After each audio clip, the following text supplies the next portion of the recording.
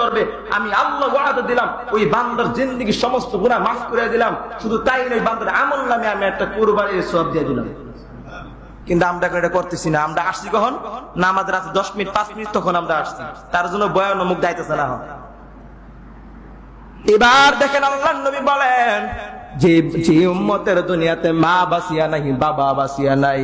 অনেকের মা অনেকের বাবা গত বছর ছিল, গত বছর গরু কিনছে, মা দেখিয়া গেছে। গত বছর বাবারে নিয়ে সাথে নিয়ে গরু কিনলো কুরবানি হাট থেকে। বাবা দেখছে গরু কিনছে, বাবা ডাক দেয়া বলছে বাবা গরু খুব সুন্দর। কিন্তু এই বছর দেখা যায় অনেকের মা নাই, অনেকের বাবা নাই।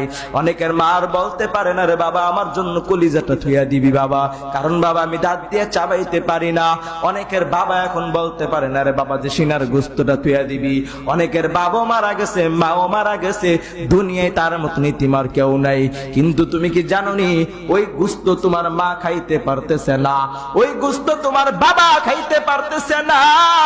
তার জন্য ওই বাবার জন্য ওই মার জন্য গোস্তর বদলাতে তুমি মসজিদে এতিমদেরকে গরিবদেরকে তুমি দান করো।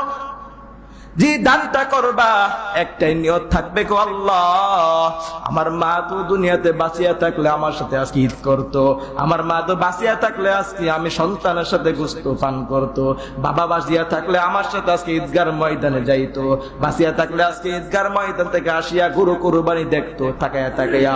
কিন্তু আজকে তো আল্লাহ গো আমার বাবা নাই, আমার মা নাই, আমি বাবার জন্যই কিছু টাকা মসজিদে দান করলাম, ইতিম দুঃখীকে দান করলাম। এই নিয়ত করে যে দান করবে আল্লাহ পাক বলেন, আল্লাহ বলেন